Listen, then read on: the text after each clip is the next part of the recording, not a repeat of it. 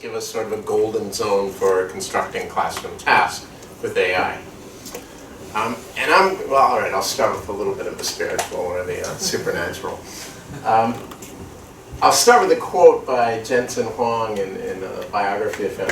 He's talking about the superhuman powers of AI and how we're going to get stronger and stronger, and he's getting a bit carried away with himself, and he goes on to say, humans henceforth will be sorcerers. And of course you see what he means. If you've ever used AI, you have those moments where it just saved you just hours of time in a couple of seconds, and you're like, whoa. And of course that's what he's talking about, and where will that be in 5 years from now? Nonetheless, I think for most of us, our experience with AI is a lot more like the Sorcerer's Apprentice version, where it's not quite doing what you want it to do, or your students are handing in a bunch of crap written by AI that has no meaning, and you're like, there's AI slop everywhere. So let's try to go for a sort of more grounded approach to where AI is now. Now, I have two rules about AI hype, and sort of take the other side from what Nigel did, which was a bit more speculative. The first rule, Scott Summers once in conversation had a great way to frame this. He was saying if we called it, instead of calling it artificial intelligence, if we called it AI, automated information processing, a lot of the myths around it, a lot of the silly conversations would disappear pretty quickly. So it's just automated information processing. That's one. The other one is, I will only talk about AI models that we currently have, that are currently operative here. And as all good things start in Denmark, I'll start in Denmark. Okay, I want to start in Denmark because they did 2 surveys there, 1 year apart, that were really well done. And unlike, as Nigel was saying, a lot of these studies coming out of McKinsey and Microsoft, they're sort of pushing a line. They've got a certain vested interest in seeing what's happening. These studies are not like that. They're nationally representative, stratified random samples. So they're really getting a good idea of what's going on in the landscape. And they chose 11 occupations where at least one core task could be automated to some extent by AI.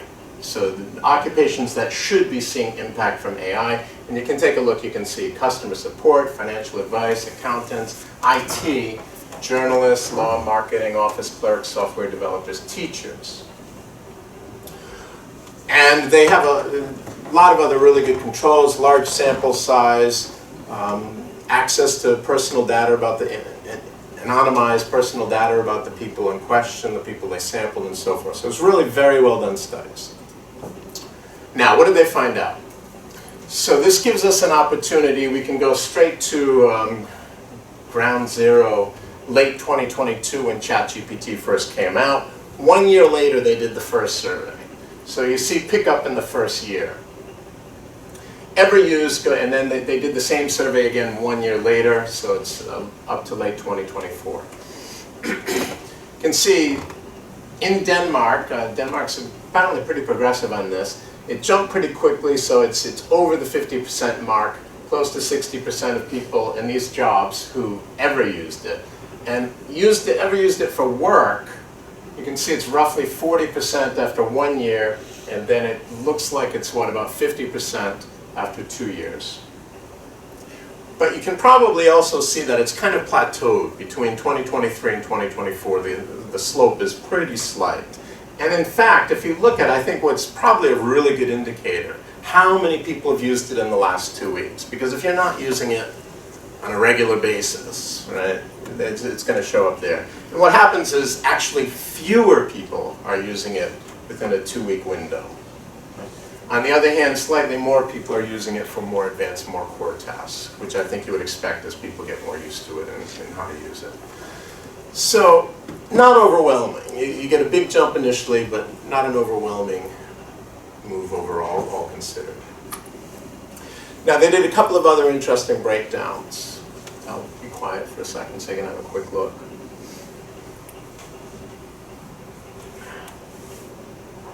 Now, maybe it's a glass half empty. I don't know how you see this. Is it half empty or half full? I'm inclined to think 64% of all companies at least allow it or encourage it. To me, that sounds like a lot. Okay? Maybe you're on the other side and you're thinking, well, if AI is so good, how come more are not doing it? Which is another way to look at it. 43% encourage it, 6% ban it. Now, what's really interesting is that the encouraging companies, you get a lot more pickup. So companies that encourage the use, you go from 47 to 83% of workers in the company who have ever used it. So when a company encourages it, it makes a big difference.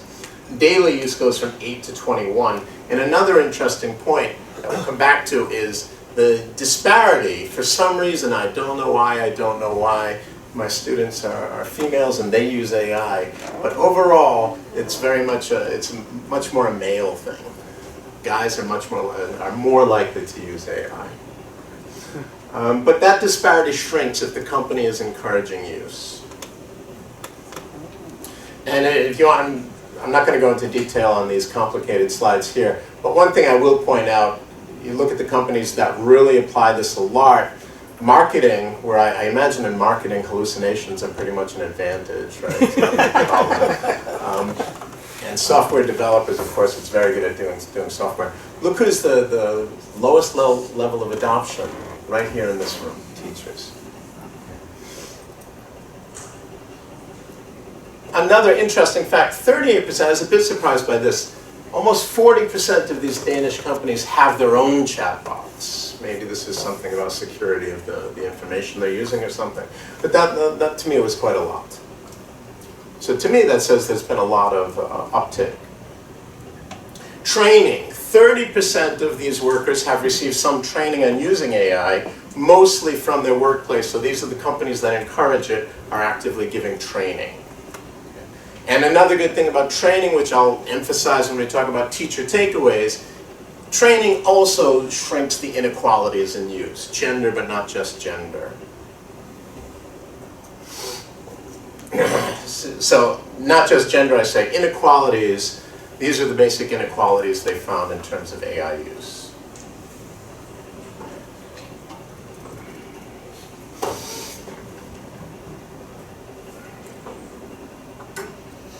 So one was gender, big inequality with gender, but also they have younger, less experienced workers use AI more often. Older people who've been in the job longer use AI less often.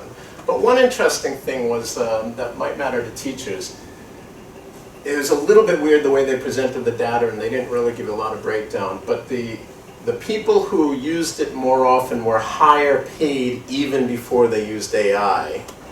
And they don't say why they were higher paid. The possible implication is that they were just more skilled or something, and they were higher on the uptake when AI came along. Okay. Which is interesting because if you're a teacher in Taiwan, if you're a teacher at Ming Chuan University, which is more middle of the pack compared to Taiwan University, my takeaway from this is that probably the students at NTU are the ones who are more likely to be using AI off the get-go. And that's so at a school like Ming Chuan, if we're encouraging students, it's working to reduce that kind of inequality. I might be stretching, it might be speculative, but that's how I'm thinking about this. All right, now the big question, productivity. Is it really having this big transformative effect? Well, overall, across the whole country, 25 minutes a day. 25 minutes a day. So the answer is kind of no. 2.8% productivity boost on average across all workers. Now, it's a small boost, but on the other hand, it's quite widespread. So there's a small but widespread boost. Now, it's highest, again, for the marketing professionals. And who is it lowest for? Again, the teachers.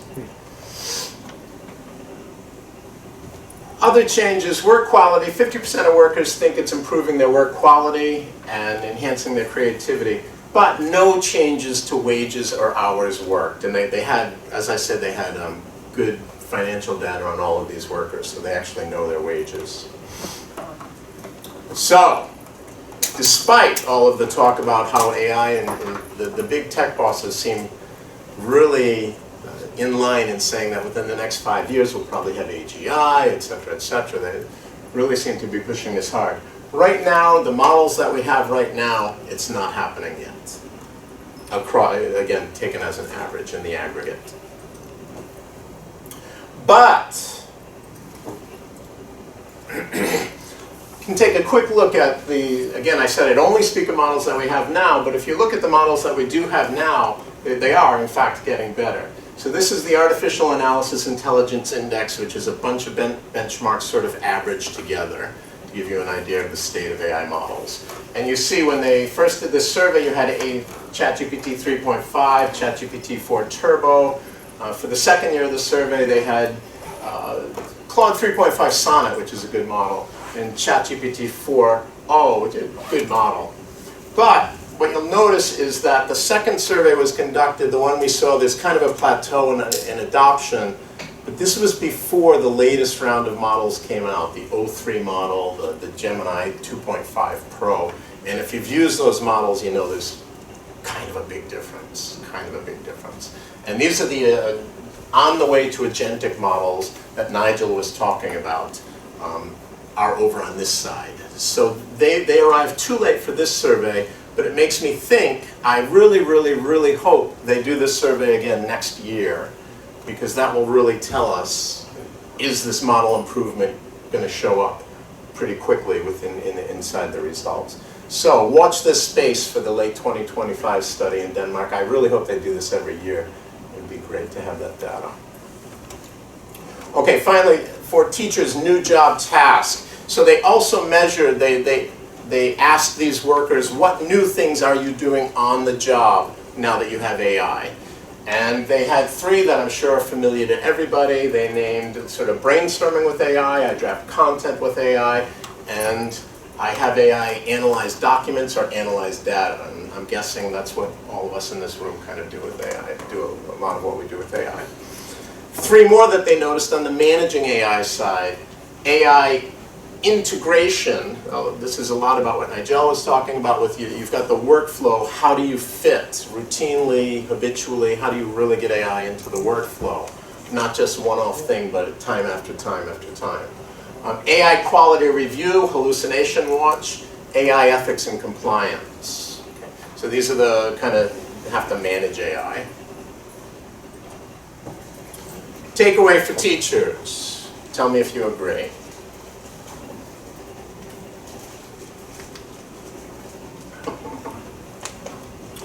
First one, okay, it's better, so they are going to see it in companies when they go to companies. AI is making us more efficient, even if the gains are not huge yet. For me, a big thing is we can reduce inequalities by training. And keep, where should the training go? It's in these new AI job-related tasks. Okay, I'm going to squeeze in one more quick study. This just came out this week, so I kind of put it into my slides, or I just found out about this study this week, so I just added this really quickly, the takeaways. This is a study in one of the Nature journals, meta-analysis of 51 experimental or quasi-experimental studies. So in other words, they had two groups, an AI student group and a non-AI group, serving as a control. So they're pretty decent quality studies. And they measured their learning performance, are they doing better on the test? Their learning perception, were they more motivated, engaged, etc., and their higher order thinking. They gave them scale tests, things like creativity, problem solving skills. And the results were learning performance, meta-analysis, large positive effect of use of AI on learning performance. Especially for language classes, writing classes, problem solving, especially problem-based learning, project-based learning, and especially not just one-off. Like if it's one-off once or twice, you don't really see much in the way of gains, but teachers who are building this into their curriculum are seeing bigger gains. Moderate positive effect on attitude, basically. So you are getting a bump up in attitude. Students enjoy, if they feel things are working well with AI, they enjoy learning more. And finally, moderate positive effects on higher order thinking. So this is stronger when you're talking about open-ended tasks like project-based learning. Again, a lot of what Nigel was saying, where you have students build this whole project workflow. When ChatGPT is acting as this tutor, this interactive tutor, and he's just talking to a student, talking about how he'll go to AI to ask questions to make sure he understands the concept. I think that's what he's talking about here. And scaffolding with Bloom's taxonomy, I think the point is here, when the teacher is consciously aware, you have to make sure that AI is working to help the student's learning outcomes. Okay, so I think this brings us to two places where I have about 5 minutes left. 4 minutes. 4 minutes, okay. This brings us two places. Yes, training works. I think it was Cedric a couple of years ago. First time we had one of these, his point was, well, is it really necessary for teachers? I think we had this conversation. Is it really necessary for teachers to bring this out in class? Because students are actually usually better at picking up on technology than we are. And it's a valid point. I didn't really have a good answer for it at the time. I wasn't really sure. But I think the evidence is leaning towards, yes, it does help when teachers bring this in a well-structured, thoughtful way. You do seem to be learning games. So, last slide here. I'll let you look at it and you can tell me what you think. Do we get a golden zone? So on the left-hand side, the drivers of learning from the meta-analysis of 51 studies, right? So these are the things that work well to improve learning outcomes. The middle column, the workplace, these are the new skills, these are the skills of the AI workplace. And it's not quite to the stage that Nigel was talking about, but you can see it's a lot of the same stuff. Workflow integration, quality review, so you're managing the AI. A lot of it is about managing AI in order to take advantage of the powers of AI.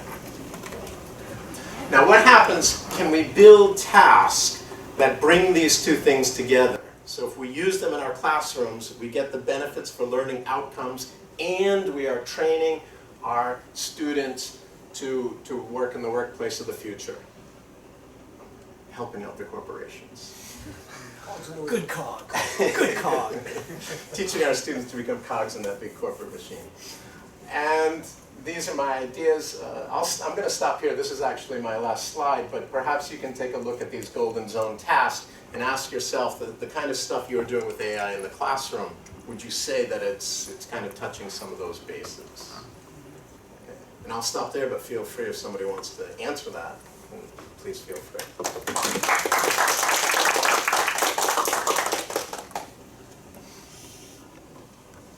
Yes, CJ. Hi, great talk. Lots of really incredible ideas here. I wanted to add a bit about, you mentioned that there might be a difference in perception of AI use between students at Ming Chuan or similarly positioned schools versus students at schools that are higher ranked. So I've had some experience teaching those students, and I think it might actually, the difference might actually be more according to subject. The students I taught were mostly English majors, and of course I'm an assistant professor of applied English here. And it seems to me that the students in that higher ranked school were less likely to use AI than my students here. But I wonder if it might be because the subject is related to language. If instead I had been teaching a more content-focused course, maybe the situation might have been different. Have you ever thought about like a division along perhaps subject lines? No, but it's a good point. And I hope I made it clear enough. My thoughts on that are totally speculative, and I have absolutely zero evidence, less than you do on that point. So it's a point well taken.